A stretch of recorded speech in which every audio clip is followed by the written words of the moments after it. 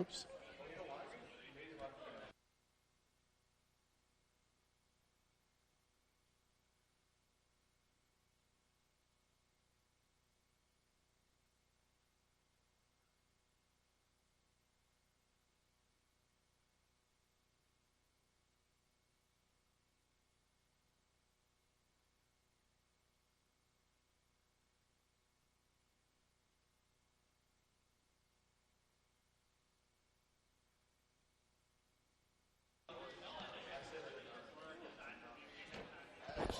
All right, welcome everybody.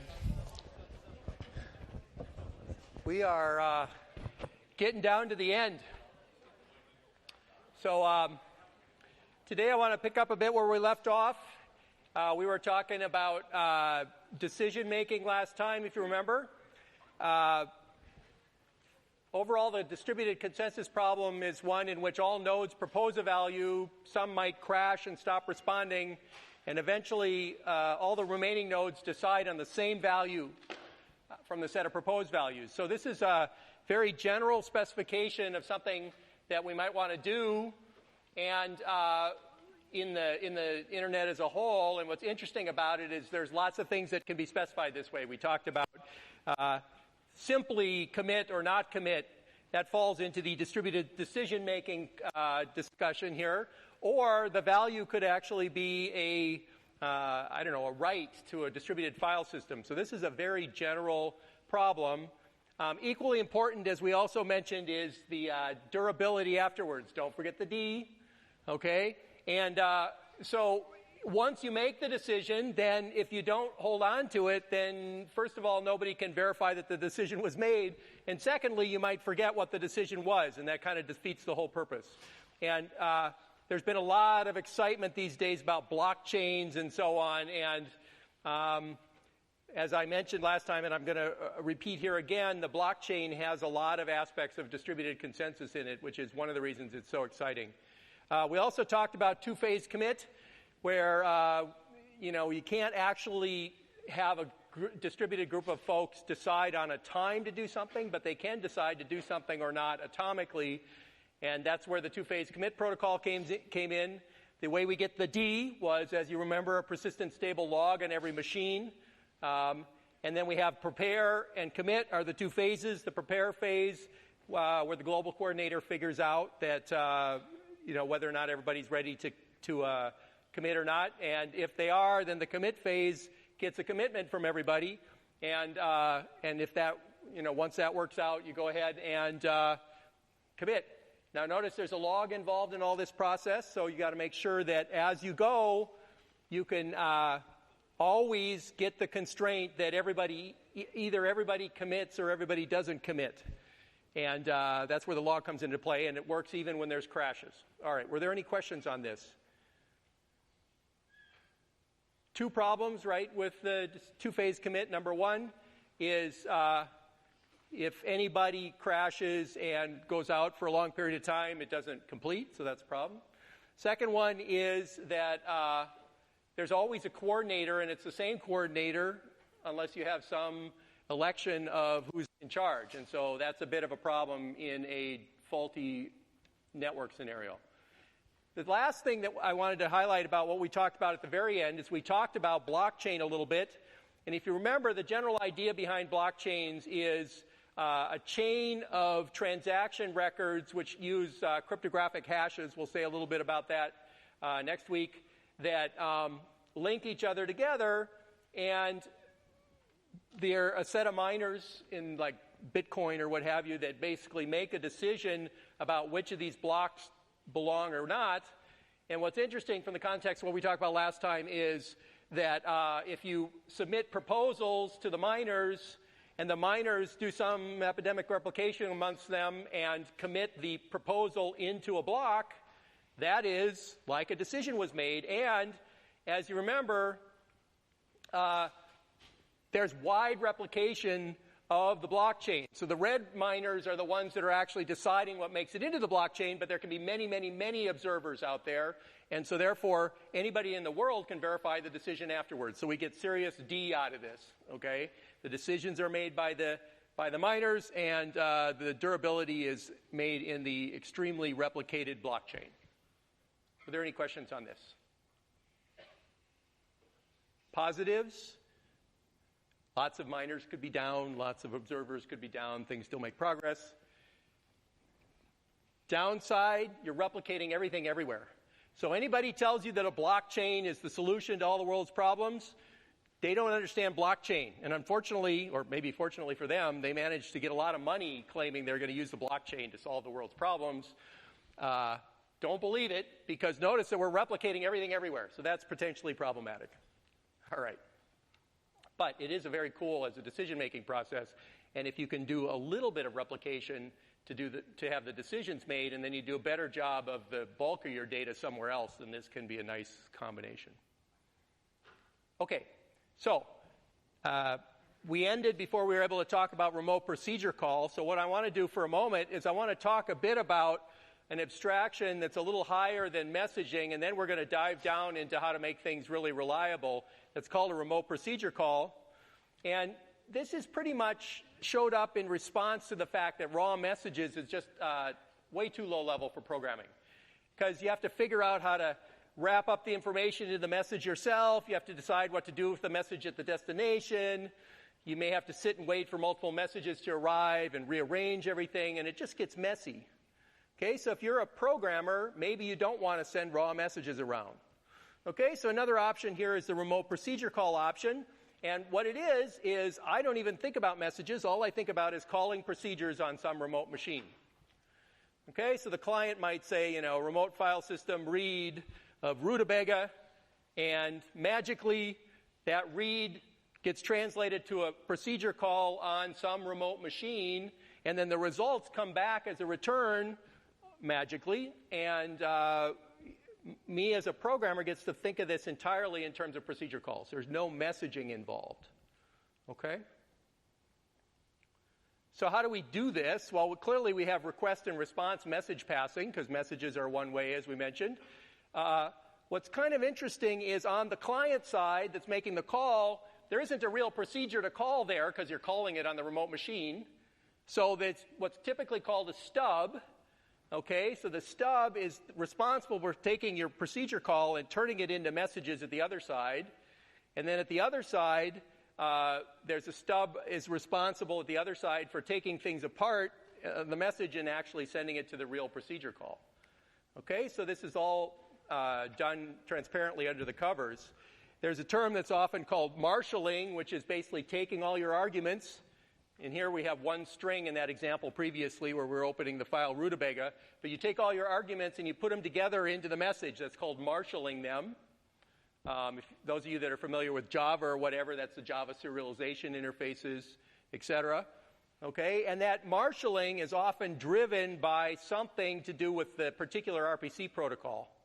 But here's an example here. So machine A has a client and it's calling a procedure. What happens? It goes to the stub, which has been linked in there to the client, and the client doesn't know that this is a stub, but it calls it. That stub turns things into packets, which are sent through the packet handler, goes across the network. The biggest distance is that little tiny thing over there, right? So at the other side, there's a packet handler that grabs it. It goes to the server stub, which unpacks it, and poof, calls it on the server. So notice that procedure call kind of made its way all the way over to the server with the client not knowing, I'd say that in quotes, that it's a remote procedure call, and the server calling as if the client and the server were on the same machine. And then, of course, there's a return that goes the other direction. Okay, and I have these little mailbox notations on the far side there. Those basically represent the fact that we have one-way messages that kind of go from the source to the destination and vice versa, and that clearly has to be set up somehow as a connection before this RPC works. Okay? Questions? So the abstraction here is really making a procedure call. So what could possibly go wrong, right? What could go wrong here? So simple.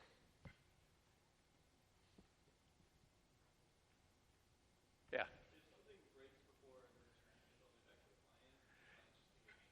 Yeah, so something breaks in the middle here anywhere and the client might just hang. Yep, what else could go wrong?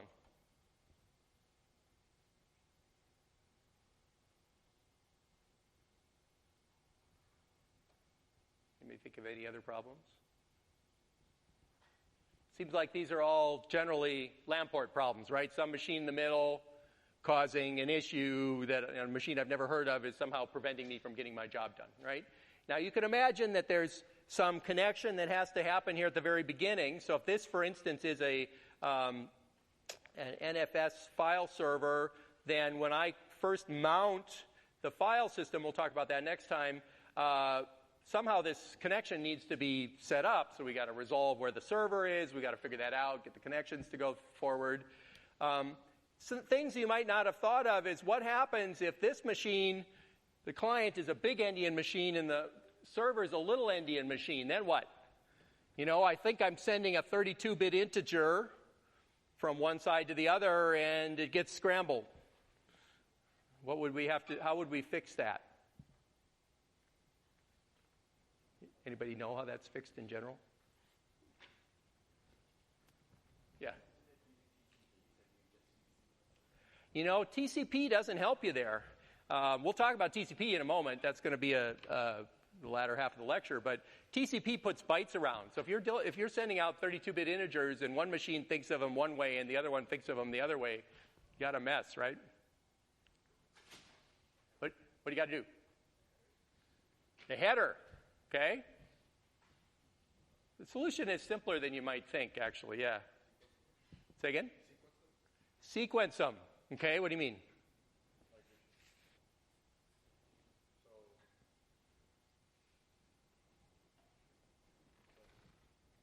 Not sure?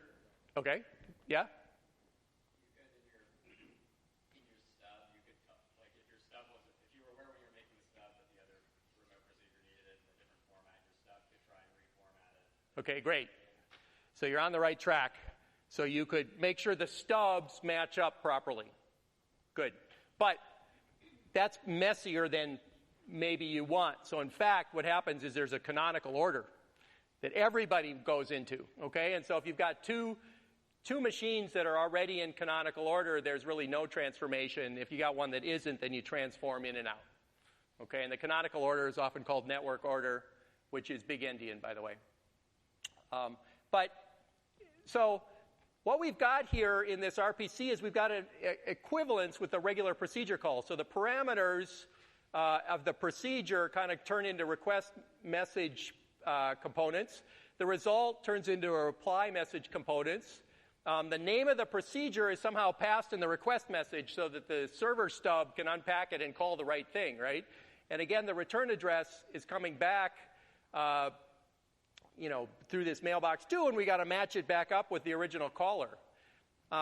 There's also a lot of sophistication behind this. So there's a stub generator. So the way you actually make RPC work, I've kind of waved my hands a lot here, right, is you start by specifying what the arguments are and what their types are and what their order is, and then there's a compiler. You do that in a special language, okay, and then there's a compiler that produces stubs on either side for you. Okay, and so a lot of the stub generation is all done automatically. Okay, so the input is an interface definition language, contains types of arguments and return values. The output is the stub code, which you then link on the server and the client side. Okay, so anybody here ever programmed in an IDL before? Okay, I got a couple of so, yeah, good. So how do we deal with this cross-platform issue? So, if the different architectures are languages, you convert to and from a canonical form. And you tag every item with some indication of how it's encoded. So you can actually avoid unnecessary conversions in the right circumstances. And also, you can do things like Huffman encoding or compression or whatever you want. As long as the two stubs match up, you're good to go. Okay, if the two stubs disagree, then you're in trouble. How does the client know where to send to? You need to translate the name of the remote service into some network endpoint, IP address, for instance, remote machine IP address, port, maybe other info. And this is called binding. So the process of converting a user visible name like mount coeus.eecs.berkeley.edu, that's our file server, that gets turned into the fact that there's a certain IP address for COEUS, that there's a port, etc. So you could do this statically at compile time or dynamically at runtime. Obviously, the dynamic runtime version is much more flexible. And then finally, how do we do this dynamically? Well, most RPC systems have a dynamic binding service. Okay, and the name service, you register your RPC with it, and then you can attach your clients to them. And again, reasons for dynamic binding is access control, failover, etc. So there's lots of good reasons for dynamically finding out where the server is. Consider COEUS crashes, but you have a copy on some other machine. Wouldn't it be nice if when I go to mount the file server, the name binding service figures out it's a different IP address and routes my queries over there as long as they're equivalent services? Okay, so that's the kind of thing that a dynamic binding service can do for you.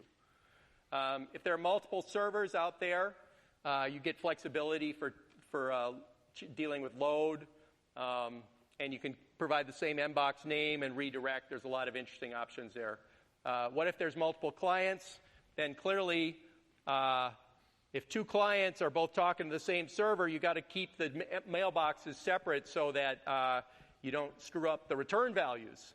Okay, and fortunately, all of this is handled very nicely by setting up a TCP connection, for instance. We'll talk about that in a little bit, or a UDP connection where you're tracking information. Yeah. So for dynamic binding, are we still risking the fact that the bad or old entries have been cached somewhere, and so when we make that request, could still be trapped? We're not making a raw brand new format. Yeah. So that's a great question. And it's going to depend a lot on your name service as to whether it's improperly cached. Usually, RPCs are in local networks, and so you can have a name service where you reach out and invalidate directly, as opposed to DNS, which typically, that's a different name service. But in DNS, the caching lasts a lot longer, and so when an IP address changes, it may take you a long time to find out under a lot of circumstances. So that's a good question. Yeah. So what are some problems with RPC? So we kind of mentioned this a little bit ago, but there's a different failure modes in a distributed system than on a single machine. So if I make a procedure call to my local process, it's probably going to work, right? Unless the thing's about ready to crash. If I make a remote procedure call to some machine, who knows what's going to happen, right? There could be a bug that causes the whole address space to crash. There could be machine failures. Could be a compromised machine. Okay, so, the abstraction of a procedure call is useful and easy to deal with, but there are all of these failure modes which you have to know are there. So it isn't like you could just have a remote procedure call that you don't have to worry at all about the fact that it's remote. There's going to be some consequences. Okay, and you got to know that it's remote. And before you had an RPC system, the whole system crashes and dies because everything's linked locally, right? Once you got an RPC, then one machine crash is compromised, the other ones keep working, and now you got a mess, okay? Because things get out of sync with each other and so on. And so a lot of distributed systems start worrying about questions of what happens if one of the machines is down or a few of the machines are down. Can we continue to get a good result out of it or not? Okay. And you can get an inconsistent view of the world. So did my cache data get written back or not? That's an obviously important question to me. If I have a lot of really important data I wrote to a remote file server using RPC, and it's either in my local cache or it's in the remote cache, and maybe it didn't even make it onto the disk, but the server crashed. Now what? Okay, so those are interesting questions that start to come into play with distributed systems. And of course, the real answer is RPC is a mechanism that you have to supplement with something higher level, like distributed transactions or Byzantine commits or whatever, to make sure that your system is consistent, independent of whether I'm using messages or RPC. Okay. So the cost of a procedure call on a local system is very much smaller than, say, between processes which is on the same machine, which is very much smaller than network RPC. So this really means that it's only sort of transparent. If you're a programmer and you're programming, even the performance difference is not totally equivalent. And so maybe you've got to reprogram to deal with really long procedure calls. So it means that programmers are aware that RPC is not free. Maybe caching helps, but then makes failure handling complicated. How do address spaces communicate with one another? Well, this is an interesting question. Suppose I've got RPC, and now I'm going to have two processes running on the same machine. Maybe the way I communicate between them is I have a remote procedure call that only goes locally. Okay? So I could have shared memory with semaphores locally. I could have file systems. I could have pipes. I could have remote procedure calls. These are all ways of communicating. The remote procedure call is an interesting two-way communication between those address spaces. And RPCs can be used to communicate on different machines or the same machine. So the interesting thing here about having an RPC in the mix is I could call procedures in a local process on my machine, and if that got too overloaded, I could move that process to a different machine and transparently change the binding, and now all of a sudden I'm calling a procedure on another machine, and the client code didn't change. All that happened was the performance changed. Maybe for the better because things were overloaded to start with. So RPCs give you the flexibility to dynamically load balance, which is kind of a new, interesting thing that we've got in this mix, right? Now, there's lots of examples of RPC out there. There are things like Corba and DCOM, and so RMI for Java. Corba is an extraordinarily complicated standardization that isn't used that much anymore. DCOM is used by Windows all the time. RMI is still used. Many of these exist, okay? This is just a few examples. All right, questions? Does everybody see that advantage of load balancing? It's kind of an interesting one, right? I can choose to run it locally or remotely. So, one particular use of RPC, which I figured would be appropriate to mention here, is microkernels, okay? We haven't talked much about that. We've been basically talking about monolithic kernels, which are on the left.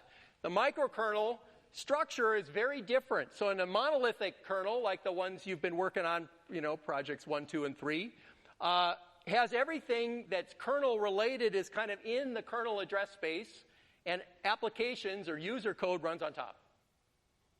Okay? So that's something that you should probably be dreaming about now, since the course is almost over, right? Or at least talking at parties about, right? So the thing on the right is the microkernel structure, and what's interesting about that is this is much smaller in total code. There's something that deals with RPCs, can send between processes. There's something that deals with threads and address spaces, and that's kind of all that the kernel does, and everything else is running at user level.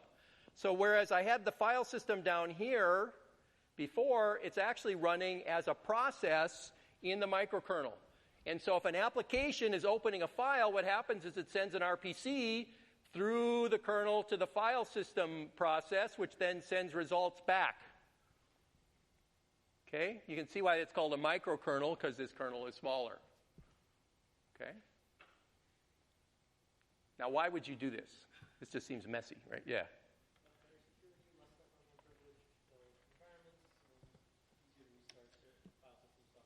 Great. Lots of reasons. Okay? Yeah. So security seems like a good one, right? If you've got a file system that goes off and decides to do something crazy, maybe it can't compromise other things. If you could got reliability. I'm going to say something, and we're going to see whether this makes sense. This is part of the justification. Suppose the file system crashes. Gee, the rest of the system can keep working. I just have to reboot the file system. Okay? How many people think that makes sense? Okay? Well, certainly in lots of papers that way. How many people think that might not actually make sense? Okay, a few of you. Why not? Because when the file system's dead, there's no executable and there's other problems. Think about Project 3, which you guys are working on now. What if the file system isn't available? Right? Everything is toast, right?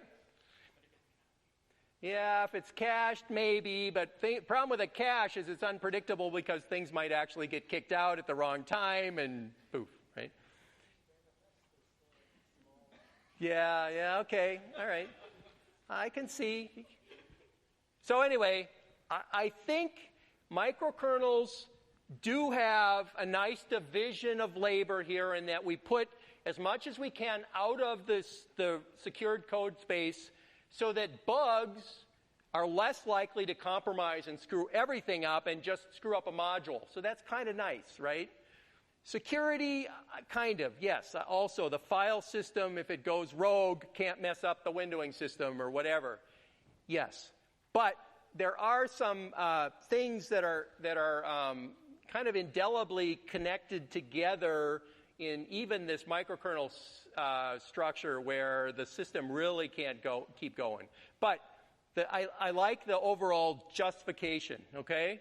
So the overall justification is fault isolation, enforcing modularity, and its location transparent. So once again, if I build a system like this, I might be able to take the file system and move it somewhere else. Or something that's taking a lot of time, I can move somewhere else. Okay. Does anybody know what the poster child for microkernels is? I didn't put it on my slide here. I probably should have. Yeah? It's mock. Okay, was the original one. There's the best example of a microkernel these days that's fairly high performing is called L4. But some of the things that get in the way of performance on this is since everything's in RPC, you're always going into the kernel for every communication, even between components, whereas here you could do procedure calls and stay within the kernel. So there are some performance questions too. All right. Questions? We good? So, last midterm is coming up soon, 5-2. Okay, you can get 3 written sheets of notes, both sides. You get focus on material from lectures 17 to 24, but all topics are fair game. Come to class on 4:30. I know it'd be very tempting to not show up next Tuesday, but among other things, you get to give your HKN ratings, which are always good, right? And there'll doubtlessly be amazing information in the lecture on 4:30 as well. So please come to the last one. Encourage your friends who are not here today to come. Please don't forget to do group evaluations, even for Project 3. Okay, so I know that Project 3 is due after midterm 3 into RRRRR week. RRRRR, please. Please do the evaluations, okay? Very important. And then last, we are going to try to see how we get for attendance, but an optional lecture on the Tuesday of RRR week. Topics to be determined. You can send me any topics you feel passionate about, you'd like me to talk about. I will do my best to select ones I can say something useful about. Let's not have any politics in there. That would be probably a bad idea. But I have been known to talk about other philosophical topics. Quantum computing, I've been known to talk about a bunch of distributed system stuff. So send me your topics you might want to hear about. All right? And obviously this won't be on the last midterm because it's after the last midterm. We can talk about time travel too if you like. All right. Any questions? Okay. So, now, let's talk a bit about the underpinnings. Okay? How do we get distributed systems to work? So what I want to do today, and at the lower level, so what I want to do today is I'm going to pop down level and talk about the network. And then next time, we're going to talk about a topic near and dear to my heart, which is distributed storage. We'll talk about a large variety of different options there and why storage ought to be the new narrow waist rather than IP. We'll talk about that next time. Okay, but we need some setup for that. And so if you remember last time, we talked about the Internet hourglass where just IP was at the middle and above was a wide array of transport and application protocols, and below was a wide array of packet delivery systems. And this has been phenomenally successful because that narrow waist is stable enough that you can have lots of innovation below and lots of innovation above, and that's why the Internet's the way it is. It's been an amazing run. Okay? The downside, as has been evidenced by the attempt to get to IPv6, is that you can't really change this narrow waist very well. Now, if you take a class with Scott Shankar, he'll tell you about modern ways of trying to get around the fact that it's hard to change IP by using software-defined networking and overlays and so on. I will actually stray into that topic a bit next time. But for now, let's talk about IP the way it is, okay? And some network concepts, which I'm going to go through really quickly because we all are aware of these. So, for instance, we have two nodes. Computers actually have network cards that physically connects to the computer and does the communication. You could have more than one networking card, so you could have wired and wireless networks, or you could have many wired networks. That's typically true in big systems at Google and what have you. You might actually have more than one IP address, even in wired. Typically, every network card has two addresses. There's the so-called media access control, or MAC address, and the IP address. The MAC address is supposed to be unique for every card in the world. It's 48 bits. The IP address has something to do with the location, okay? Because IP addresses are assigned based on subnets which have location. So all the IP addresses here in Berkeley have some commonalities to them, okay? In the IP addresses. Okay, so every card has an IP address and a MAC address. MAC address 48 bits, IP address 32, or 128 if we somehow have IPv6 working. A connection, and let's see, I think there's a missing slide here, but a connection then between process A and process B is what we really want, because those connections let us do the kind of communication we just talked about, right? Like RPC or Byzantine agreement or whatever, okay? And every endpoint inside a process is going to be defined by a port number, which is a 16-bit identifier, in addition to an IP address. And together, if you remember, that helps define uniquely one end of a connection. Okay? Now, so in fact, isn't that interesting? So there is a fun slide I thought I had here. Oh, maybe it's a little bit later. Okay. So we'll do this in a sec. So now, what do we want to get out of our network? We want to get layering that lets us build complicated services like RPC or Byzantine agreement or what have you. So we're going to build complex services from simple ones. This is a pretty standard idea. And every layer is going to provide services to higher layers. And the physical or link layer, which is really that wireless or wired network, is limited. Okay? Typically, packets are limited by what's called a maximum transfer unit, MTU, of 200 to 1,500 bytes. That's pretty standard. If you're inside a big machine room, you might have 9,000 byte packets or whatever. But certainly, everywhere else, they're very limited in size. And so if we want to do big things, we got to figure out how to assemble a bunch of little things, all right? And our goal is basically to deal with physical reality and abstract it in a way to get us good connections. So packets are limited size. We want arbitrary size, right? You want that Game of Thrones video, which is a lot bigger than 1,500 bytes, right? Packets are unordered. You want ordered ones. Packets are unreliable. They get lost all the time. You want a reliable transport. Packets maybe only go from one machine to the next hop. Well, that's not terribly useful if I'm communicating with Beijing, so I want to be able to route my packets pretty much both process to process, but then anywhere in the world, okay? Packets tend to be asynchronous. Oftentimes we want a more synchronous model.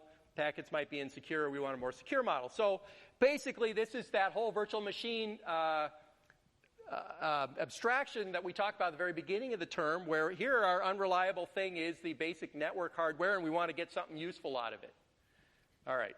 Now, how many in this class have taken like 168? Okay. All right, a few of you. Good. So some of this you may know. So the main network functionalities we're trying to deal with here is deliver packets between any two hosts in the internet. So how do you deliver a packet from here to Tokyo is a question of interest. What we're going to call our underlying packets here, our unreliable, unordered packets, are called datagrams. So whenever we talk about a datagram, it is a packet that might actually get lost along the way. Okay? Reliability might be something we want to tolerate packet losses. Flow control, we don't want to overwhelm the destination. Congestion control, we want to avoid overflowing the buffer of a router along the path. So this last one is kind of interesting because it's all about being a good citizen of the network. It's very easy to set up a flow from here to somewhere that completely overwhelms the network if you're not careful. There's a lot of sort of things that have been put in place to try to catch people doing that and stop it. But congestion control is really about trying to make sure that you don't do that and be a good neighbor. And so we'll talk a little bit about that as well. So the good thing about the network, the reason IP has worked so well is we had a bunch of protocol standardization that's happened over the years, which is ensuring that communicating hosts speak the same protocol. And ultimately IP, right? And if you're really into this, there's a lot of standard documents you can look at that standardize all aspects of the internet, okay?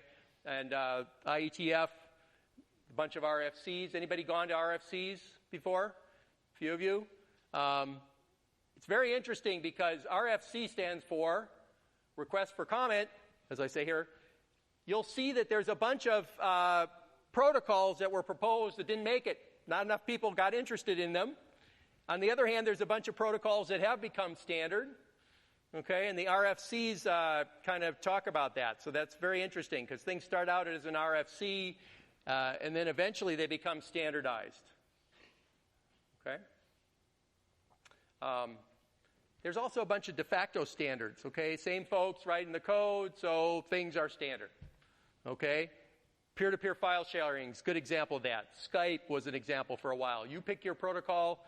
If you get enough people interested in it, maybe it'll become a de facto standard. And then eventually you'll probably end up writing an RFC, and then it'll become a real standard. Okay? So when we try to build systems on the network, we have a level of modularity which is a little different from software modularity. So what's interesting about the network is you're building modules to plug together, but these modules are distributed across the network. So, a TCP/IP system is a set of distributed state machines running in multiple nodes across the network. Okay, and so that's a little different from modularity within a single node. Okay, so you have to decide how to break the systems into modules. That's layering. You have to decide what each module does. That's the end-to-end principle we talked about last time. So you make sure you don't do too much at low levels when you can do them at the high levels. And then there's also this notion of fate sharing where you have distributed state, and perhaps if the distributed state fails on one end, you might as well just throw everything out, okay, because basically the state is no longer useful. Okay? So we'll talk a little bit about each of these. So, again, what's the point of layering? The point of layering is each layer relies on the services from below and provides services above. Okay? Very simple. It's an interface between layers, defines the interaction. So, what are the properties of layers? So there's the OSI model, which, of course, nothing adheres to because there are 7 layers. Really, there's the 5 layers that IP is, which is sort of compressions of the OSI model, so I'm not really going to go too far with the OSI model. But the idea here is the service is what the layer does, the interface is how to access the service, and the protocol is how peers communicate. Okay? So, hopefully nothing I've said so far is surprising to anybody. Okay, so now we're going to zip through the layers here because I just want to be able to talk about them next time and make sure we're all on the same page. So the OSI layer came up in 1984, and it was a standard. And it had 7 layers: application, presentation, session, transport, network, data link, physical. And, of course, what caught on was a de facto standard, which was IP, which has only 5 of these layers, kind of. So this is an interesting example where somebody went to the trouble of standardizing, and it didn't really, the thing that caught on was the simpler thing that everybody was using. Okay? And roughly speaking, there's a direct correspondence between the 5 layers. The fact that presentation and session's missing in the IP protocol, really these 3 are kind of together as one layer, sort of. Okay? How many people have heard of OSI before? Did they talk about that in the 61s at all? A little bit? No? Okay. So let's talk these very quickly. Physical layer. Okay, so let's move information between 2 systems with a physical link. That's either a wire or radio. The interface specifies how to send and receive the bits. And notice that when we're sending and receiving bits, we're transcoding it into something to deal with errors and what have you. The protocol is the coding scheme, and there are lots of different coding schemes. If you plug 2 Ethernet cables together, gigabit Ethernet has 8 wires, 4 of which are used for each direction, and there's and you're basically sending 8 bits at a time, actually you're sending 8 bits at a time in both directions. So it's a very interesting scheme.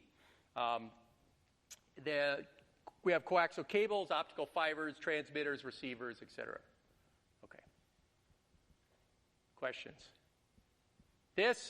Typically you're an electrical engineer and you're looking at actual standards. So you can't really have a physical layer without standards, because if you try to plug 2 things together and they're not talking in the same way, then you're really in trouble. Okay? So the service is to enable 2 end hosts to exchange frames, which are packets that have a fixed size, possibly other services like arbitrate access, etc. The interface is you're sending frames to end hosts and receiving frames. The protocols at the MAC layer here are things like carrier sense multiple access. Okay? So here we go. So we have the physical layer, which is transmitting the bits. 1 layer up is the framing. So you take and you put a bunch of bytes together. You put a frame header for, say, Ethernet. It's got a 48-bit address. And what happens is you frame up your Ethernet packet, and then it goes down the physical layer, gets transmitted to the other side, comes up, gets decoded, and you've just sent a frame. Okay? So the frames in Ethernet have this 48-bit address on them, and which is going to be interesting when we try to figure out how to get that to its destination, because we have a single wire. All right? So when you send a packet over this wire, it's got one place to go. So if I'm trying to route to some complicated, 48-bit MAC address that's not on the other side, then how does it get there? And that's kind of the interesting question. We have to go with the next level. So what are some examples of MAC addresses? So if you were to go, how many people have done this? You're trying to get your Wi-Fi connected, and so maybe what you have to do is, register your Wi-Fi MAC address with somebody. Well, you can take a look, and here's what a MAC address looks like. It's a set of bytes separated by colons. So like this is 00:1E:C2:CE:12:C4. That's the 48 bits representing that Wi-Fi point, okay? If you actually look, if you have a Windows box and you do ipconfig, you can sort of look. And here the wireless has 1 MAC address, and the wired has another. So kind of in theory, every possible endpoint for a packet has a unique MAC address. Okay, and these bits, if you were to actually go and look at the standard, the first 3 octets actually, in theory, define something to do with the manufacturer and so on and so forth. So there is a global standard. Now, of course, how many people have ever assigned a MAC address to some port, right? Because you're like, I'm going to fake this, I'm going to assign a MAC address. So most operating systems let you do that, right? So that idea that everything is unique is a little bit untrue. But I'll tell you, if you got MAC addresses that aren't unique, you got a problem, okay, within a given LAN. Okay. Questions? So these 48-bit numbers, there are no websites that have a 48-bit number. Okay, that's not the way you specify a website. You specify it by an IP address, which is 32 bits. So how the heck do these things have anything to do with IP addresses? Does anybody know? Yeah.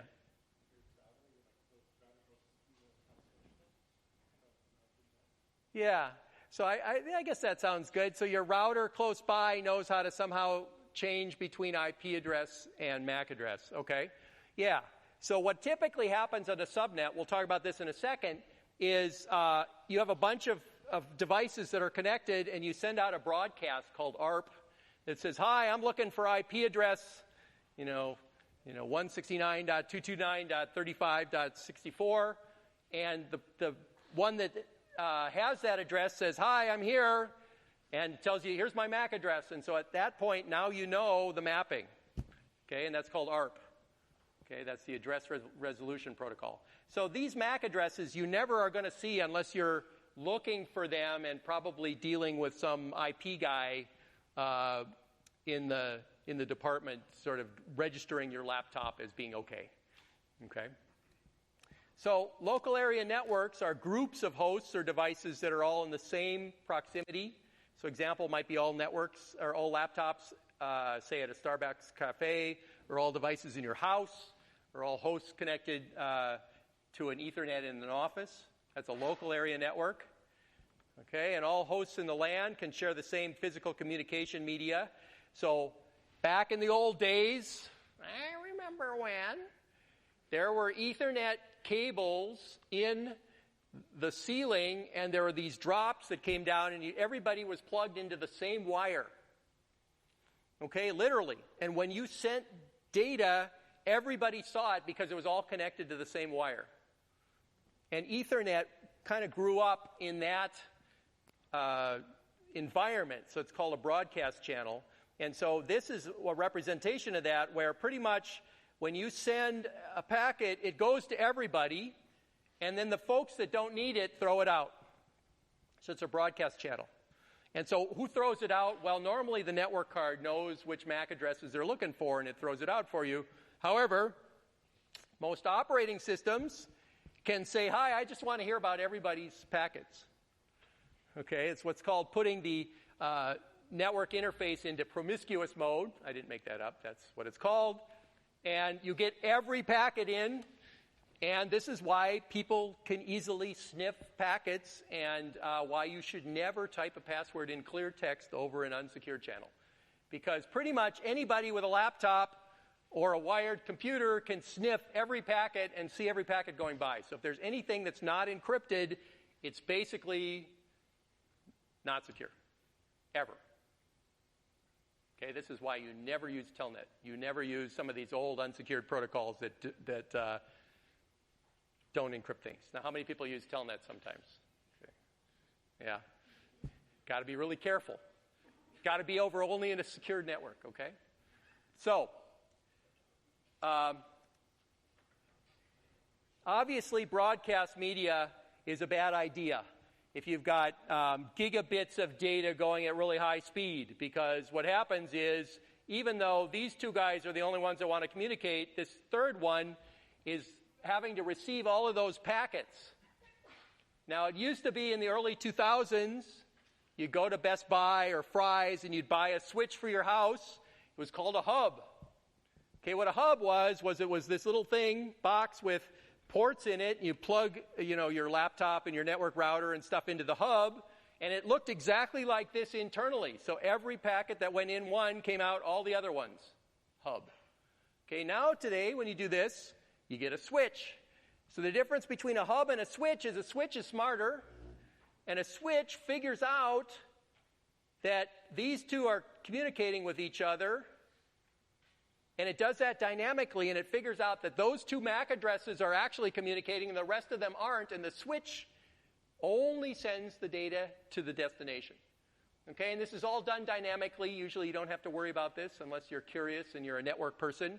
But I don't think you can even buy a hub anymore. You could go on to, you could go to Fry's and, website or Best Buy. I bet they don't even sell hubs. You could probably get one at Amazon if you tried really hard, or some other eBay, you could get one. But questions? So this is a case where dynamically it figures out how to route between MAC addresses that are on the same subnet. So, protocols in this broadcast-like environment. How do hosts access a broadcast media, and how do they avoid collisions? So there's 3 solutions for a shared channel. 1 is you partition the channel. 2, you take turns. And 3, you do random access. The problem with channel partitioning is you give 1/n to each of the nodes. And if you don't have very much communication, you're wasting a lot of bandwidth there, right? You have 2 people are communicating, and they're using 1/n of the bandwidth, and the rest of it's idle. Okay, this is a real protocol, frequency division multiple access, but it's typically used in cell phone environments or whatever where there's a high utilization and there's a lot of people on the channel. You could have a taking turn protocol. These are real protocols. There was something back in the old days called token ring that a lot of people used. And you'd plug everything into a huge ring, and there would be a token that got passed around, and the person who had the token got to talk. Okay? And the problem with that, of course, is if the token gets lost, then your network is idle until the token is regenerated. But this is a real protocol. The last one, which is actually in use all the time, is a random access protocol where everybody talks at once. Okay, so at low load, if there aren't a lot of people talking, it kind of works, right? Think about a room, you're at a party, everybody's talking, but it mostly works. At high load, where everybody's really talking at really high speed and high volume, nobody can hear anybody. Okay, so the way you make this work in a network, which you can't adapt as well as a party, is you have the following protocol. Everybody's connected to the broadcast media, but first you listen and you see, is anybody talking? If somebody's talking, you don't talk. Okay? Only if nobody's talking, then you talk. This is definitely not a party, right? And then, because everybody is potentially there, it's possible that 2 people listen, don't hear anybody, starts talking simultaneously, then you got to detect collisions in the communication. All right, and at that point, you stop. So the moment you got a collision, you stop. Okay, so far, this sounds okay, except that what happens if the only thing that happens is collisions? Then nobody ever gets to talk all the way through, right? So you need a third thing, which is you have to have a randomized waiting strategy. So if I get a collision, then I back off and I randomly wait before I talk again. And typically, you exponentially back off. So if I talk the first time, I randomly wait. The next time, I randomly wait twice as long. And the third time, I randomly wait 4 times as long. If I do that exponential back off, this works really well. And by the way, this is exactly what Ethernet does. So when you plug a bunch of things into Ethernet, you get what's called CSMA CD. Okay, the carrier sense multiple access with collision detection, Ethernet. Okay, and that protocol has been around a long time, and it works really well up to like 70 or 80% load, so it's not bad. Okay? Questions? Yeah.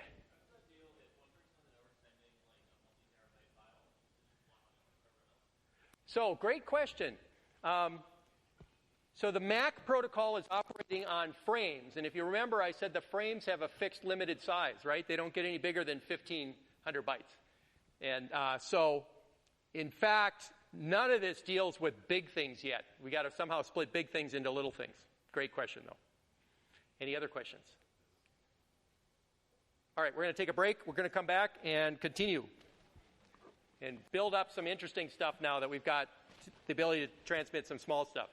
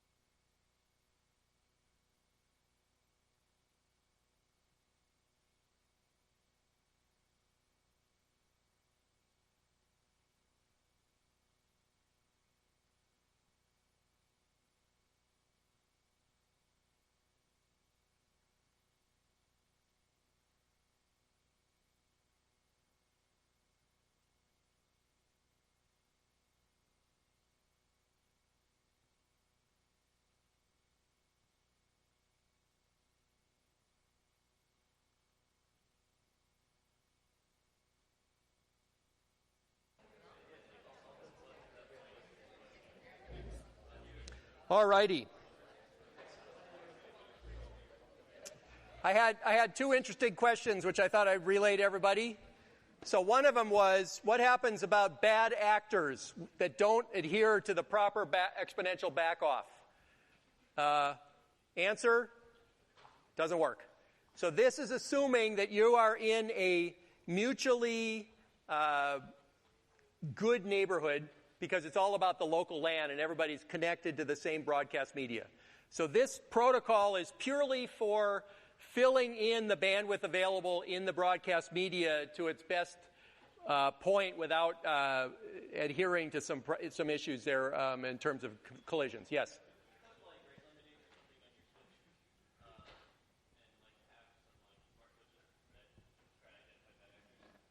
You could, that's another good question. So a lot of switches today are actually smart switches, and they have a lot of computing in them, and they could figure out a bad actor and shut them down. Yeah. This is a very basic, I'm going to say, dumb protocol for non-smart switches. The other thing that was kind of an interesting question was, how is this different from, say, a TCP flow control? And we'll talk about that in a moment. This is much more trying to share the wire as well as possible. And the point that I wanted to bring out here in case, so that I don't forget, is if you've got two people that are talking on a wire and they're colliding occasionally, they're going to have an average backoff that's some number, let's say X. If you've got four, it's going to be twice as long because they're going to have backed off once, and that will fill the wire with the four conversations. If you have 8 people going, it'll double again. And so what happens is the exponential backoff adjusts depending on how many people are trying to talk at any given time. So it's a fully dynamic protocol, which is kind of cool. Okay. All right. Now, so once this is still only giving us the ability for 2 nodes to talk to each other, which is really not terribly interesting yet. So now we go up to layer 3, which is a network layer, and this is about delivering packets to specific network addresses across multiple data link layer networks. And there may be a bunch of other services, packet scheduling and priority, where we're getting into the actual smart switch, smart networking kind of things. There may be buffer management at these layers. The interface is really sending packets to a network destination. So now we've gotten from I can only talk to my neighbor to I can talk to Beijing, okay, and receive packets from Beijing. The protocols define network addresses, which are globally unique, and figure out how to construct forwarding tables and forward packets. Okay, so the networking layer, we kind of add up this extra layer. So we start out with our network payload, whatever we're trying to transmit. We've got a network header, which is going to be an IP address. That gets passed to the data link layer, which takes that IP address plus network payload, adds a frame header, which is an Ethernet address. So we keep adding more and more headers. And then that gets forwarded on, and then it gets unpacked at the other side. What's in the middle here is potentially a lot of hops. So we really I haven't told you how that works yet, but there's potentially a lot of hops in the middle there, so that I start here in Berkeley, I get to Beijing at the other side, and vice versa. That's kind of what the network layer is about. Okay, and there's going to be source and destination IP addresses here. Now, the Internet Protocol, of course, is what we've been talking about, which is the Internet's networking layer. It's not the only protocol out there, and in the beginning of time, like the 70s or 60s, whatever, it wasn't the only protocol. This one kind of outlived them all and became the popular one. This is the one that sort of, won by default. Okay? But it basically, the Internet Protocol has a best effort packet delivery, which tries its best to deliver packets to the destination. Packets may be lost, they may be corrupted, they may be delivered out of order. It's a datagram service. Okay, it's an unreliable datagram service. So, IPv4 address space, I'm sure you all know this, but I thought I would tell you because sometimes it's fun to know, right?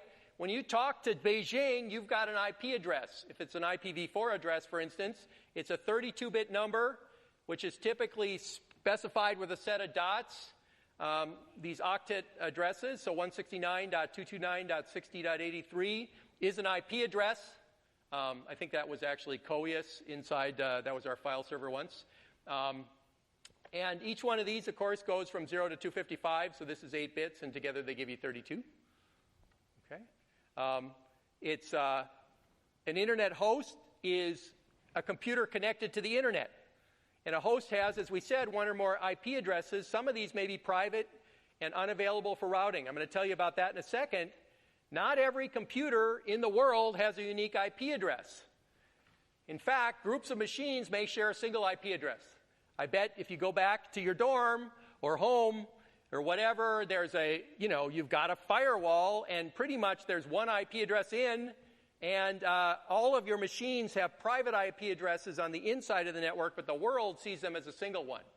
So when you count the number of machines that are on the internet, it's very easy to get it wrong, because clearly 32 bits give you 4 gigabytes, 4 giga addresses, right? But inside each one of those addresses is potentially a whole bunch of other machines. Okay? This is often called network address translation, in which basically you have a machine on the inside. It has a unique local address. You communicate to Beijing. On the way out the firewall, it gets the external address, talks to Beijing, comes back in, gets routed to the right machine on the inside. Okay? A subnet is basically a network connecting a set of hosts with a related destination address, in which a bunch of the bits at the beginning are all the same. So, for instance, 128.32.131.0/24 is a subnet in which all addresses look like this: 128.32.131, and then the last 8 bits can be variable. Okay, so that actually represents potentially a subnet in one of the machine rooms at Berkeley, okay, where all of the machines in there share this prefix of their IP address. Now, we can write that in a couple of ways, by the way. This is called the mask, is how many of these bits matter to the world. 128.32.131, there's 24 of the bits at the beginning, .0, that's why we call /24, or we can say /255.255.255.0, those are the same. And that says that every machine in that machine room all shares that prefix. And this is the essential piece that makes IP routable. One could argue about that. Maybe I will next time. But because to get to every machine in that machine room, I only have to get to the 128.32.131 portion of the address. Something inside figures out the rest. Okay? And so the internet is really very hierarchical in the way it's organized, such that you're basically getting to prefixes of IP addresses which give you big chunks of internal machines. Okay. So,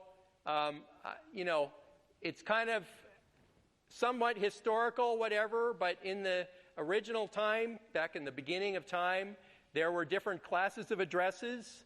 So, there were what are called Class A addresses, like MIT has a Class A address starting with 18 dot, and so basically, to get to MIT, you route to 18, and then they've got 24 bits of internal addresses on IPv4.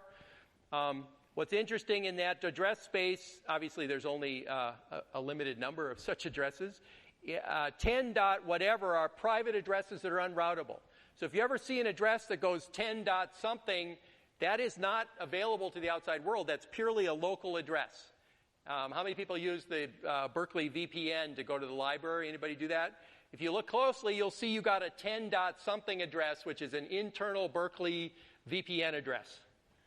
Okay? Class B, Berkeley, actually the University of California has a couple of Class Bs, all right, which are the top 16 bits are set. Again, in that space, 172 dot, something 16 to 31 dot, and then the 16 bits are private. Class C addresses have 24 bits are specified. How many people have ever maintained their own routers at home? right? So you recognize 192.168, right? That's because those are unroutable local addresses. So any machine, any firewall that gives you 192.168 addresses, you know that the outside world can't see that. So there's going to be some network address translation on the way out. All right? All right. So address ranges are often owned by organizations and further subdivided subnets. All right. So the packet format for IPv4, there's just a couple of things in the header that I wanted to mention. So obviously there's a source and destination address. You see them here. Those are 32 bits. There's also a protocol. So that 8 bits of protocol is where you say this is TCP IP or UDP IP or ICMP. That's the 8 bits there tell you what the protocol is. And if you remember at the very first few lectures of class, we said a unique IP connection has a 5-tuple, right? It's an IP address, a port on both sides, and a protocol. That's the 8 bits. That's the last bit of the protocol, okay, is the last bit of the tuple. All right. Notice there's no port in IP, okay? That's because IP is a machine-to-machine protocol, not a process-to-process protocol. Let me say that again. There's no port in IP. So you cannot send a packet over IP without another header and get it to a process because you're not specifying anything about the process. You're only specifying a physical hardware address at the destination. Okay? Now, so we now build a wide area network out of all of this. So network covers a broad area. I don't know, like the world. Or maybe the moon is here somewhere and there's a laser sending stuff, right? So the internet is a wide area network. The WAN connects multiple data link networks, okay? So each one of the hops is a data link hop, but we've got to somehow route, that's what R stands for, across a bunch of networks to get from Berkeley to Beijing, or Berkeley to pick your other spot you want to go. And the data link networks are all connected by routers, as I just mentioned, okay? And every one of these links can be a different technology. That's the fact that we've got the narrow waist of IP and everything below. You know, however you want to get your packets. I don't know, maybe there's even a sneaker net option here where you go to one node, you get you write down the packet, and you run over to the other node, and you type the packet in, all right? That's going to be a very slow network. But in principle, I guess IP could support that. Not very well. I think actually TCP would time out. And so I think that would probably work pretty badly because it would retransmit a lot. Okay. So what are routers? So they forward each packet on an incoming link to an outgoing link based on the IP address. It does store and forward, so a packet is fully absorbed before it's buffered on in most routers. And there's a forwarding table. So what does this look like? Here's a router. There are incoming links, there are outgoing links, and a router in the middle. And the router has to somehow decide for every packet that comes in, look at its destination, figure out which one it goes out. So this routing problem is a very interesting one. They'll talk a lot about that in 168. But, you know, by and large, how can this possibly work if there's so many addresses in the world? Well, it works because we're routing kind of toward a destination subnet, not necessarily toward a destination machine. And so this is much more scalable. Okay? So upon receiving a packet, a router basically reads the IP destination address, consults its forwarding table, picks an output port, forwards the packet, and as a result, you know, here's our communication, and look, dun, dun, dun, the packet makes it there, assuming everything works well. Now, there were a couple of interesting instances. They don't happen as much anymore because the internet is pretty highly connected, but there was a time where there was a tunnel in Cleveland, I think, that had an optical link, and there was a big fire because some truck crashed, and it actually partitioned the world's internet in half, okay, because the optical link melted, all right? This doesn't happen much anymore because the internet's pretty highly connected, but it is an interesting thing to think about for a moment. Is there only one path from point A to point B? Hopefully not, because that's not very fault tolerant. All right? Always, as you get close to clients, routers typically have a default route which says, well, if I don't know how to get to that subnet, I know somebody who can, and you forward it on to the next route. Okay? So why don't we use MAC addresses? Heck, they're unique. That seems great. I could get to a particular piece of hardware by routing to a MAC address. Okay? Well, the analogy here might be MAC address is like social security number. IP address is like address, right? So if I'm forwarding to you, maybe I send to your home address. Okay? Because that is easier to find than a social security number, which are pretty randomly distributed right now, right? Yeah. So the IP address changes because it's typically got some locality associated with it. There is something, those of you who know something about networking might say, well, wait a minute, there's mobile IP. I would claim that has never worked quite as well as non-mobile IP. But by and large, IP addresses are location balanced, okay, based on location. Okay, so why does packet forwarding using IP scale? Because, as we mentioned, you're routing to prefixes. So it's basically, the analogy, get this letter to person with Social Security 123456789 versus John Smith, 123 First Street, LAUS. Okay? I don't need to hit on that more. Now, I would say something interesting's happened in the last 10 years, 15 years, where it's been very interesting to route to things by a unique identity rather than an IP address. And so a lot of what happened with peer-to-peer technology, which we're going to talk about next time, we're going to start talking about things like distributed storage, distributed hash tables, and so on. The interest there is, this may be a good argument from scaling standpoint, but there's a lot of utility to routing to a particular person, regardless of where they are.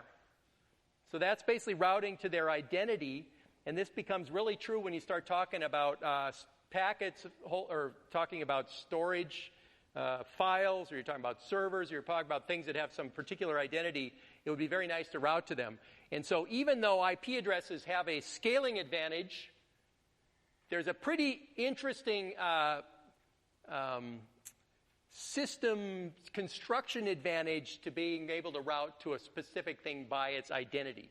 And we'll talk a little bit about technologies that came up in the early 2000s for routing to something by its identity, not by an IP address, because we want that functionality rather than the simply scaling IP address functionality. All right, so let's talk a little bit about naming. So how do you map human readable names to IP addresses now, since we know how to route IP addresses? So, www.berkeley.edu mapping to, say, 128.32.139.48. That clearly happens when you type, berkeley.edu into a website. How do we do that? Or more interestingly, I don't know if you know this, but if you are here and you go to google.com, or you're in Seattle and you go to google.com, or you're in Beijing and you go to google.com, you get different websites. Okay? You get different IP addresses. Why? Well, because that resolution actually is done in a location-dependent way. But why is this necessary? Well, nobody wants to remember 128.32.139.48 unless you're at a very exciting party where you want to demonstrate that you know that IP address. Instead, you want to do the human-readable name thing, and so we need to have something that can do this resolution, and the answer is DNS. Okay, the domain name service. How many people have heard of DNS before? Okay, how many people have had their plans foiled by a DNS server being down? Okay, that's the most annoying thing that can happen. You've got to get to something, and the thing is up, but DNS is down, right? So the domain name system is a very interesting one that resolves names hierarchically. So there's a top level that lets you register names, and then there's, for instance, edu for MIT and Berkeley, and then there might be berkeley.edu, and then there's www, CalMail, EECS are individual servers in the berkeley.edu domain. And how does this work? Well, it's a hierarchical system with caching. And so you go from right to left. So if you don't know anything and you're trying to get to www.eecs.berkeley.edu, you might start by going to the top level and find the EDU servers. And then from there, you might find the Berkeley servers. And from there, you can find, www or EECS, whatever. And so it's hierarchically maintained by different organizations that, own those names. And every domain is owned by a particular organization. The top level is owned by the Internet Corporation for assigned names and numbers, ICANN. And all the other levels are owned by organizations. And you do a series of queries. So, in principle, this is simple. We already mentioned something in practice. An issue with this, of course, is if a machine changes, there may be a lot of caching along the levels that have to expire and be re-requested before this works, before it registers the change. The other thing that I think is interesting is how important is it to get this right? Well, if you think about it, you rely a lot on names going to IP addresses correctly. So what if an attacker manages to give you an incorrect mapping? Can someone get somebody to route to a server thinking they're routing to a different server? Is DNS secure? Well, it's more secure than it used to be. It's definitely a weak link, though. There was, in 2008, you may or may not have heard of this attack. Somebody figured out how to actually screw up DNS for whole users in ISPs, and they were able to convince the users of the ISPs to go to somebody else. Okay? And it's very high profile, highly advertised need for patching DNS without telling anybody what was wrong. So it's kind of interesting. It was so bad that they said, okay, you've got to do these DNS patches before we're even going to tell anybody what happened here, because this was such a huge vulnerability. So, all right. So, transport layer, we're going to finish this up and then we'll let you guys go. So the transport layer is a service that provides end-to-end communication between processes. It demultiplexes a bunch of communications coming into a physical host with different processes. Maybe gives you reliability, timing, rate adaptation, etc. The interface is send messages to a specific process in Beijing. The protocol, now we have port numbers. Maybe reliability, flow control, packetization, etc. Now we're getting to something interesting because we're at an abstraction where we can talk from one process to another over a unique connection. Okay, so TCP and UDP are good examples of that. So how do we build a messaging service on IP? Well, we want process-to-process communication. And we want ports. So here's an example of UDP, which is the simplest protocol you can wrap around TCP. So you have that you can wrap around IP, UDP. So you have the IP header, which is 20 bytes.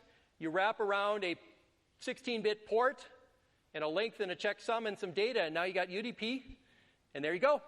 Now you can talk from process to process from here to Beijing with a datagram, unreliable datagram.